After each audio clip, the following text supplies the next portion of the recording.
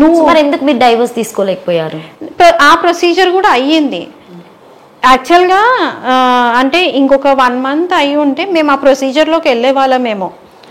So పిల్లలు ఉన్నారు అన్న ఒక దానికోసం తప్పితే పిల్లలు ఉన్నారు తీసుకుందామన్న, నేనేం చెప్పానంటే డివోర్స్ కావాలా, నువ్వు ఫస్ట్ ఒక స్టెప్ అయ్యి నేను వేస్తాను, మ్యూచువల్గా వెళ్దామా, పేపర్ వర్క్ లేకుండా నువ్వు ఒక స్టెప్ అయ్యి నేను వెనక్కి వేస్తాను, లేదు పిల్లలను తీసుకెళ్తావా నువ్వు ఒక స్టెప్ ముందుకే నేను వెళ్తాను, ఏది ఉన్నా సరే మీ పేరెంట్స్ ముందు మాట్లాడదాం చేద్దాము అనేసి అన్నది. అదే బిఫోర్ పవిత్ర జయరామ్ ఇన్సిడెంట్.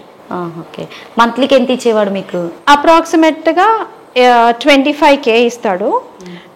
మధ్యలో ఎప్పుడన్నా వచ్చినప్పుడు పిల్లలకి అవి ఇవి స్నాక్స్ అవి ఖర్చు అవుతుంది కదా, ఓవరాల్గా 30K. సో మొత్తం 1 month మెయింటెనెన్స్ అట్లా. 1 month మెయింటెనెన్స్ అంటే అందులోనే మనకి అన్ని రెంట్ ఈచ్ అండ్ ఎవ్రీథింగ్ అందులోనే వెళ్ళిపోతుంది. సో అందులో నాకు అంటే వీళ్ళిద్దరు ఉన్నారని తెలిసి కూడా శిల్ప అంటే ఇప్పుడు ఉన్నటువంటి జనరేషన్లో ఏం చేస్తున్నారంటే, నా హస్బెండ్ నాకు చాలా, ఎవరికైనా హస్బెండ్ అంటే ఒక ఇష్టం అనేది ఉంటుంది, ఇంకా వదిలేసుకోరు. సో మీరు ఎప్పుడు రెడ్ హ్యాండెడ్గా వెళ్ళి పట్టుకోవడం జరగడం ఇట్లాంటి ఏం జరగలేదా? జరగలేదని ఏం లేదు, నేను బయట పెట్టలే. నా దగ్గర ఒక ప్రూఫ్ కూడా ఉంది. యాక్చువల్గా తను అక్టోబర్ 21కి 2022లో happy anniversary my dear husband అని ఇన్స్టాగ్రామ్ స్టోరీలో పోస్ట్ పెట్టింది. ఎవరి మ్యారేజ్కి అంటే మీ మ్యారేజ్ డేనా అప్పుడు, లేకపోతే అది నా మ్యారేజ్ డే? మా మ్యారేజ్ డే. వాళ్ళిద్దరు ఆల్రెడీ మ్యారేజ్ చేసుకున్నారా? అది తెలియదు. ఆ విషయం అది చూసిన తర్వాత నేను కనయ్యని అడిగిన, ఏంటిది అని క్వశ్చన్ చేస్తే అక్కడ కనయ్యతో వాళ్ళిద్దరి మధ్య గొడవ అయ్యింది. అప్పుడు నాకు ఒక వాయిస్ రికార్డ్ పెట్టింది ఉంది. నేను చందుని వదిలిపెట్టాను, ఏమన్నా చేసుకో, నేను అతన్ని మాత్రం వదిలిపెట్టాను, ఒక ఉంచుకున్న దానిలాగా ఉంటా, నా పిల్లల మీద స్వేర్ ప్రామిస్, మీరు వినొచ్చు. శిల్ప, ఐఎమ్ వెరీ సారీ. సో నాకు తెలుసు నీకు చాలా హర్ట్ అయింది నేను చేసిన పనికి అని. సో ఇంకెప్పుడు నేను నా నుంచి అలాంటి తప్పు మళ్ళీ జరగదు, నన్ను నమ్ము. సో నేను నిజంగా నాకు ఏమైందో ఏంటో తెలియదు. నైట్ నేను చాలా తప్పు చేశాను, నాకే చాలా గిల్ట్గా ఫీల్ అయ్యి నేను నీకు వాయిస్ మెసేజ్ పెడుతున్నాను. దయచేసి తప్పుగా అనుకోకు. సో నేను యాక్చువల్లీ గొడవ పడి నేను నీకు హర్ట్ చెయ్యను అని చెప్పేసి నేను టీపీలు మొత్తం నేను తీసి నేను ఇది చేసుకున్నాను. కానీ నైట్ నాకు ఏమైందో, ఐఎమ్ వెరీ సారీ. నేను చాలా తప్పు చేశాను. నేను నీకు నిజంగా నేను నీకు దండం పెట్టి నేను సారీ అడుగుతున్నాను. సో ఇంకొకసారి అలాంటి పని నేను రిపీట్ చేయను, ఐ స్వేర్ నేను రిపీట్ చేయను. సో ఇంకొకటి ఏంటంటే, దీంట్లో చందు తప్పు ఏమీ లేదు. దయచేసి గొడవ ఏం పడకండి. వాడు ఫస్ట్ చాలా అంటే చాలా మెంటలీ చాలా అప్సెట్గా ఉన్నాడు, అండ్ హెల్త్ కూడా చాలా పోగొట్టుకుంటున్నాడు. దానివల్లే నేను చాలా ఇదైపోతున్నా. సో ఏంటంటే ఇంకొకసారి ఐ స్వేర్ నా పిల్లల మీద ఒట్టేసి చెప్తున్నా, ఇలాంటి పనులు నేను చేయను.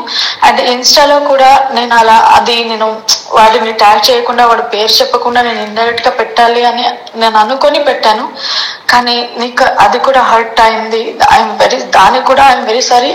అలా కూడా ఇంకెప్పుడు నేను చెయ్యను.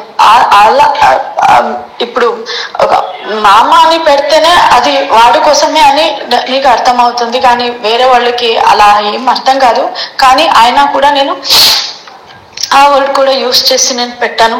సో నువ్వు చెప్పినట్టు నేను ఒక ఉంచుకున్న దానిలాగే నేను ఉంటా, నేను అలాగే ఉంటా. నేను ఎప్పుడు నీకు హర్ట్ చేయే పని నేను చేయను ఇంకా.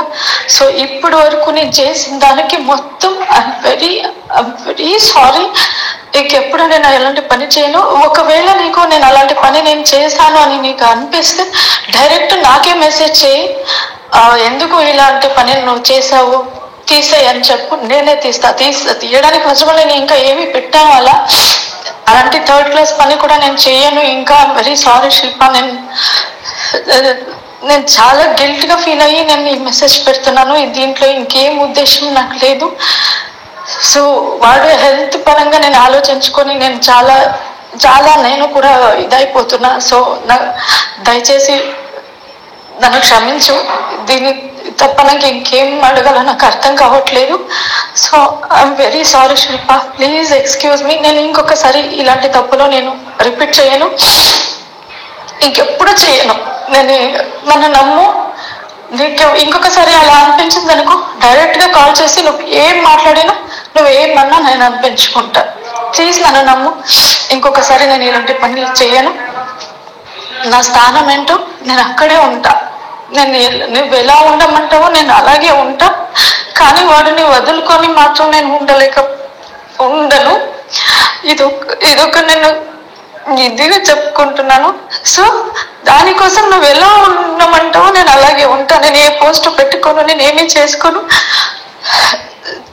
నేను నిజంగా నా నుంచి ఏ తప్పు ఇంకా జరగదు. నిన్న జరిగిన దానికి మాత్రం నాదే తప్పు. అది వాడు ఏమీ తప్పలేదు. వాడు తెలియ కూడా తెలీదు నిన్నలు పెట్టాను అని. So please sorry, please excuse me. ఇంకొకసారి ఇలాంటి తప్పు నేను చెయ్యను శిల్ప.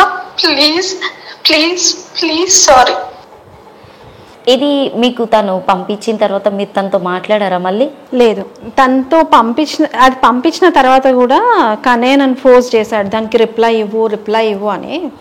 సో నాకు అందులో తనకి రిప్లై ఇవ్వాల్సిన అవసరం లేదు అనిపించింది.